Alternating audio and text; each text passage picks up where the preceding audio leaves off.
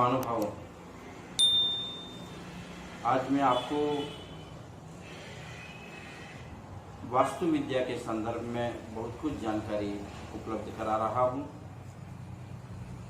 व्यक्ति अपने जीवन में हर समय सुख की अपेक्षा रखता है।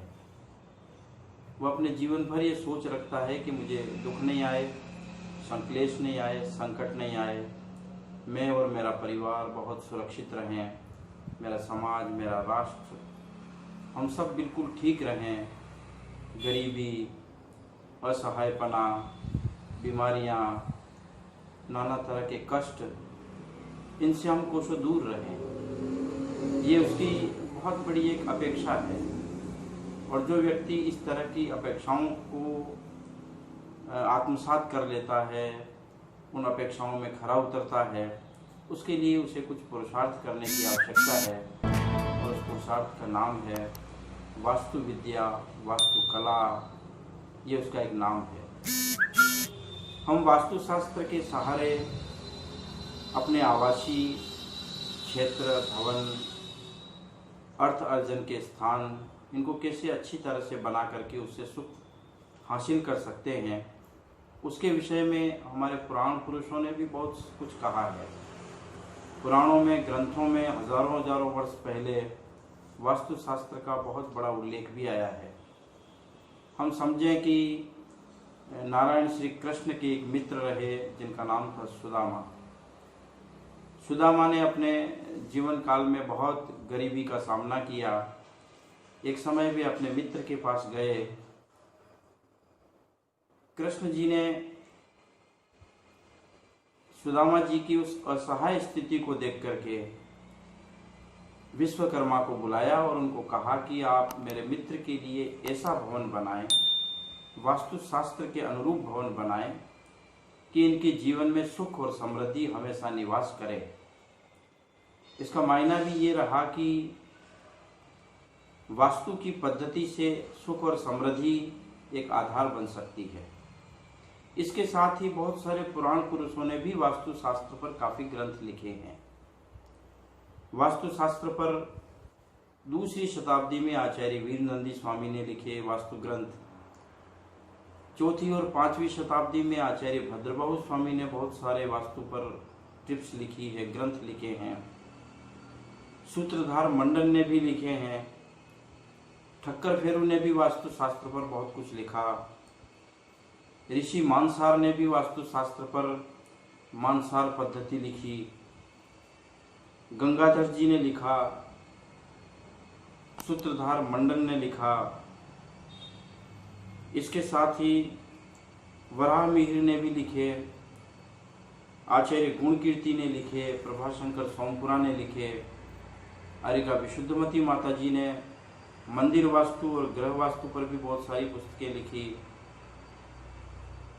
आचार्य देवनंदी महाराज ने भी लिखे और यहाँ तक कि शिल्पाचार्य नंदलाल जैसे सोमपुरा ने भी बहुत सारे वास्तु पर, मंदिर के वास्तु और घर के वास्तु पर ग्रंथ लिखे हैं। पूरा वास्तुशास्त्र कई आधार पर घटित होता है। वास्तुशास्त्र को अभिधान कोश में ज्योतिषम केवलम कालम वास्तु दिव्येंद्र संपदा, इस तरह से उसकी महत्ता दी है कि ज्योतिष केवल काल के महत्व को बताता है। वास्तुशास्त्र यदि उसका कोई आधार लेता है तो इंद्र की संपदा को भी पा सकता है। इसके अतिरिक्त भी हलायुत कोश में भी घर के श्रेष्ठ आय और लाभ घर से कैसे लिए जा सकते हैं, उसके वर्णन भी उसमें आए हैं। हम आज जो चीज बताना जा रहे हैं, पूरा वास्तु किस पर आधारित है? तो वास्तु आधारित है दिशाओं पर। तो जिसका एक भाग है दिशागत वास्तु। दूसरा वास्तु किस पर आधारित है? ऊंचाई, लंबाई, चौड़ाई, इसे उत्सेदागत वास्तु कहते हैं। एक वास्तु गणित पर आधारित है पूरा, उसे नक्षत्रागत वास्तु कहते हैं। इन तीनों आधार को लेकर के अच्छे भवन बनाए जा सकते हैं। हमारे यहाँ दिशागत वास्तु में 8 दिशाएं हैं। सबसे पहले पूर्व दिशा स्वीकार की जाती है, उसके बाद में दक्षिण दिशा, उसके बाद में पश्चिम दिशा और फिर उत्तर दिशा। इसके साथ ही हर 2 दिशा के बीच में एक कोण होता है। उस कोण में ईशान कोण, आग्नेय कोण, नैऋत्य कोण और वायव्य कोण, ये 4 कोण बन जाते हैं। इन दिशाओं के स्वामी हैं। स्वामी के आधार से उन दिशाओं के फल निर्धारित होते हैं। पूर्व दिशा का स्वामी इंद्र है, यानी वहां से सुख की प्राप्ति होती है। अग्नि दिशा का अग्निकोण का स्वामी आग्नेय है, वहां से अग्नि अर्जित की जाती है। दक्षिण का स्वामी यम है। नैऋत्य कोण का स्वामी नैऋति है। पश्चिम दिशा का स्वामी वरुण है। वायव्य कोण का स्वामी पवन है। उत्तर का स्वामी कुबेर है और ईशान का स्वामी ईशान्य है। ये 8 दिशाएं हैं और इनके अपने अपने स्वामी हैं। हम कोई भी भवन बनाते हैं तो उसमें उसके कोई प्रारूप बने हुए हैं कि भवन है तो उसमें प्रवेश द्वार होगा, भवन है तो उसमें रसोई घर होगा, भवन है तो उसमें गृह स्वामी का निवास होगा, शयन कक्ष होगा, घर है तो उसमें कूप होगा, पानी का स्थान होगा, जल स्रोत होंगे, धन संग्रह के स्थान होंगे, पशुओं के स्थान होंगे, उसमें धान्य संग्रह के स्थान होंगे और इसके अतिरिक्त भी बिजली आदि के स्थान निर्धारित होंगे। तो ये सब दिशाओं के आधार से इनके निर्णय करने होते हैं। अब हम किसी भी दिशा में भवन बना सकते हैं, चाहे हमारे सामने रोड पूर्व दिशा का हो, चाहे रोड दक्षिण दिशा का हो, चाहे रोड पश्चिम दिशा का हो, चाहे रोड उत्तर दिशा का हो। किसी भी रोड पर भवन बना सकते हैं, लेकिन जिस तरफ रोड आएगा, जिस तरफ सड़क आएगी, ये स्वाभाविक है कि घर का मुख्य द्वार सड़क की तरफ ही होगा, प्रवेश वहीं से होगा। ऐसा नहीं होगा कि दक्षिण दिशा का भवन बनाना है इसलिए अब रोड कहाँ से मिलेगा, प्रवेश कहाँ से मिलेगा, तो वो दक्षिण से ही मिलेगा। हर दिशा अपने आप में महत्व रखती है। ऐसा नहीं है कि पूर्व दिशा सर्वत्र सुख दे देगी और दक्षिण दिशा बिल्कुल सुख न देगी, पश्चिम दिशा कम सुख देगी या उत्तर दिशा ज़्यादा सुख देगी। ऐसा वास्तुशास्त्र में नहीं है। वास्तुशास्त्र में हर दिशा के अंश बने हुए हैं। अंश का मायना होता है कि कितना प्रतिशत वो दिशा उस द्वार के अनुकूल है और कितना प्रतिशत वो दिशा द्वार के प्रतिकूल है।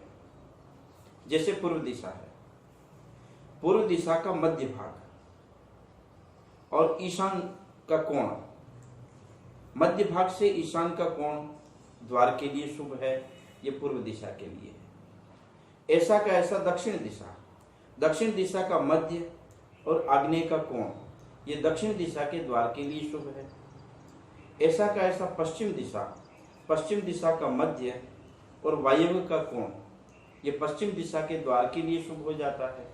और ऐसा का ऐसा उत्तर दिशा का मध्य और ईशान दिशा तक, ये उत्तर दिशा के द्वार के लिए शुभ हो गया। अब इन दिशाओं के द्वार भी अशुभ भी होते हैं कि पूर्व दिशा का मध्य और आग्नेय कोण ले लें और उसमें यदि द्वार रख लेते हैं तो वो अशुभ हो जाता है। ऐसा का ऐसा दक्षिण का मध्य से लेकर के नैऋत्य तक का भाग ले लेते हैं और उसमें यदि दक्षिण दिशा का द्वार रख दिया तो वो अशुभ हो जाता है। ऐसा का ऐसा पश्चिम में है कि पश्चिम दिशा का मध्य और नैऋत्य कोण ले लिया, उसमें कहीं द्वार आ गया तो वो पश्चिम का अशुभ द्वार कहलाता है, नीच का द्वार कहलाता है। यही भाग उत्तर में होता है कि उत्तर का मध्य और वायव्य कोण स्वीकार कर लिया और उसमें कहीं द्वार रख दिया तो वो द्वार बिल्कुल नीच द्वार कहलाते हैं। तो हम कभी भी भवन बनाएं तो उच्च द्वार के भवन बनाएं। सबसे पहला है, द्वार का मायना है किसी भी चीज को स्वीकार करना, प्राप्ति का स्थान है, आगत का स्थान है, उदय का स्थान है। तो किसी भी चीज को हम प्राप्त करना चाहें तो उसके लिए उच्च द्वार की आवश्यकता पड़ती है। तो हम भवन किसी भी दिशा का बनाएं, लेकिन उसमें द्वार उच्च स्थान पर ही रखें ताकि लंबे समय तक हम उसमें सुख, धन, वैभव, आरोग्यता ये सब अर्जित कर सकते हैं। और यदि नीच के द्वार बना करके भी पूर्व दिशा का मकान बना लिया या उत्तर दिशा का मकान बना लिया तो उसमें भी वो सुख हम नहीं प्राप्त कर सकते। इसलिए किसी भी दिशा का भवन हम बनाना चाहें लेकिन द्वार को उच्च दिशा में ही स्वीकार करें और द्वार के सामने किसी भी तरह का वेद न हो, क्योंकि वो हर वस्तु को उपलब्ध कराने में सहायक होता है। हम किसी डॉक्टर के पास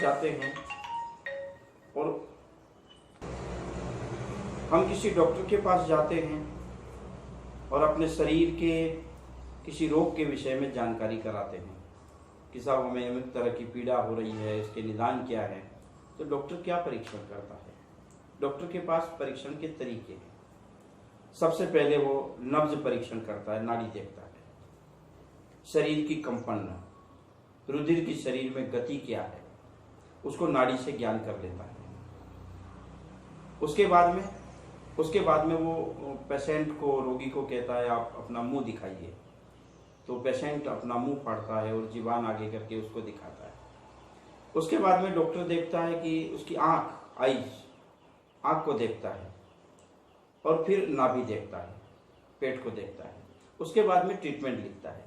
इन 4 चीज को देखने पर डॉक्टर को पता लग जाता है कि रोगी की क्या दशा है, किस तरह का रोग है, कितना लंबा रोग है और इस रोग के निदान क्या हो सकते हैं। उदर से संबंधित रोग है, वात से संबंधित रोग है, कफ से संबंधित रोग है, पित्त से संबंधित रोग है, या फिर कोई वायरल फ्लू है, या इसके अलावा कोई संक्रामक रोग इसमें है। केवल इन 4 जगह के देख करके डॉक्टर पूरा निदान समझ लेता है कि अब इस रोगी को इस तरह का रोग है और इतने दिन पुराना रोग है और इसके निदान के लिए ये स्टेज अपनाए जा सकते हैं। और वो ट्रीटमेंट लिखता है, ट्रीटमेंट रोगी लेता है, ठीक हो जाता है। भवन में भी यही चीज है। वैसे तो वास्तु के आकार प्रकार बहुत बड़े हैं, लंबे चौड़े हैं, लेकिन हम मोटे मोटे तौर से वास्तु को यदि समझना चाहें तो हमें कहाँ कहाँ ध्यान रखना चाहिए, किन किन जगह पर हमको वास्तु की टिप्स को यदि ध्यान में रखें तो सरलता से वास्तु समझ में भी आ जाता है, निर्माण में भी किसी तरह का दोष और वेद नहीं होता है, और कोई पुराना बना हुआ भवन है तो हम उसको कैसे ठीक तरीके से सुधार करके उसका उपयोग करते हैं वो भी समझ में आ जाता है। तो सबसे पहला होता है द्वार। वो आय का स्रोत कहलाता है, चाहे वो सुख का स्रोत हो, चाहे वो धन का स्रोत हो, चाहे वो ऐश्वर्य का स्रोत हो, चाहे वो प्रतिभा का स्रोत हो, चाहे वो शांति का स्रोत हो। वो आता दरवाजे के माध्यम से ही है, उसका मिलना दरवाजे से ही होता है। इसलिए द्वार बिल्कुल वेद रहित हो, द्वार के सामने कोई खंबा ना हो, द्वार के सामने खाई ना हो, द्वार के सामने गंदगी ना हो, कूड़े के ढेर ना हो, द्वार अपने किसी गणित के अनुपात में लंबाई और चौड़ाई वाला हो, इस तरह का द्वार बनाना चाहिए और द्वार नियत स्थान पर हो। तो ये द्वार एक हो गया वास्तुशास्त्र में। दूसरा, द्वार के साथ साथ घर का नाभि स्थान, सेंटर पॉइंट, जहां हम भवन बना रहे हैं या बना हुआ भवन में हम रह रहे हैं या कोई नया भवन बना हुआ खरीद रहे हैं, उसका नाभि स्थान कैसा है, सेंटर पॉइंट, मध्य रेखा। वो कोई कूप न हो वहां पर, वहां कोई खाई न हो, वहां कोई गंदगी ना हो, वहां कोई अग्नि ना हो, वहां कोई खंबा ना हो, वहां कोई दीवार लगी ना हो, वेद रहित हो, नाभि स्थान बिल्कुल सुरक्षित हो। वो सेंटर पॉइंट है। उस सेंटर पॉइंट की सुरक्षा भवन की सबसे बड़ी मुख्यता है। जैसे शरीर में 50% से भी ज्यादा रोग नाभि से उत्पन्न होते हैं, मध्य रेखा से उत्पन्न होते हैं, सेंटर से उत्पन्न होते हैं। तो वो नाभि स्थान सुरक्षित होना चाहिए। नाभि स्थान पर किसी भी तरह का निर्माण नहीं चाहिए। तो द्वार अच्छा होना चाहिए, नाभि स्थान अच्छे होने चाहिए। तीसरा सिम्टम्स आता है किसी मकान के सुख समृद्धि के कारण में कि घर की ऊंचाई कितनी होनी चाहिए, कौन सा भाग ऊंचा होना चाहिए। हम भवन किसी भी दिशा का बनाए, चाहे उत्तर का बनाए, पूर्व का बनाए, पश्चिम का बनाए, दक्षिण का बनाए, पूर्व का बनाए, कोई भी दिशा का बनाए, लेकिन दक्षिण हिस्सा घर का ऊंचा होना चाहिए। यदि उत्तर हिस्से का मकान बना रहे, उत्तर द्वार का मकान बना रहे, उत्तर रोड का मकान बना रहे, तो घर का दक्षिणी हिस्सा, पीछे वाला दक्षिणी हिस्सा वो पैरेलल ऊंचा होना चाहिए। और यदि पूर्व दिशा का मकान बना रहे हैं, पूर्व दिशा के प्रवेश द्वार का मकान बना रहे हैं, तो घर का पश्चिमी हिस्सा, सबसे टॉप पश्चिम भाग ऊपर होना चाहिए। इस तरह के जब घर बनने शुरू हो जाते हैं कि जिन घर का दक्षिण और पश्चिम हिस्सा ऊपर हो, उत्तर या पूर्व हिस्सा नीचा हो, वो घर स्वतः ही ज्यादा अच्छी तरह से फलने लगते हैं। तो उत्सेदागत वास्तु में ऊंचाई की दृष्टि से जो वास्तु बन रहा है, उसमें ये लेवलिंग का ध्यान रखना होता है कि हम दक्षिण और पश्चिम की दिशाओं को निर्माण की अपेक्षा से हम ऊपर बनाएं, उत्तर और पूर्व दिशा को हम क्रमशः नीचे बनाएं। तो ये उत्सेद के तरीके से एक वास्तु बहुत अच्छी तरह से संपन्न हो सकता है। वास्तु को यदि बिल्कुल अच्छी तरीके से बनाया है, शास्त्र के अनुकूल बनाया है, तो आचार्यों ने कहा है कि लंबे जीवन तक व्यक्ति कभी दुखी नहीं हो सकता है। व्यक्ति को जो मिलता है वो अपने पाप पुण्य के आश्रय से मिलता है, वास्तु नहीं देता है। व्यक्ति को जो मिलता है वो अपने कृत्य के आधार पर मिलता है, लेकिन उसको ज्योतिष नहीं देता है। देता है अपनी कला, देता है अपना कर्म। लेकिन वास्तु एक ऐसी कला है कि अपने किए हुए कर्म को वो सहज में कैसे भुगतान कर सकता है, ये कला वास्तु में है।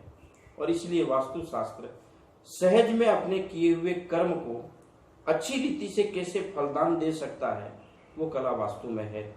आज हम इस तरीके से आपको वास्तु शास्त्र पर ये जानकारी दे रहे हैं। अगली जानकारी अगले ट्रिप में आपको फिर देंगे। धन्यवाद।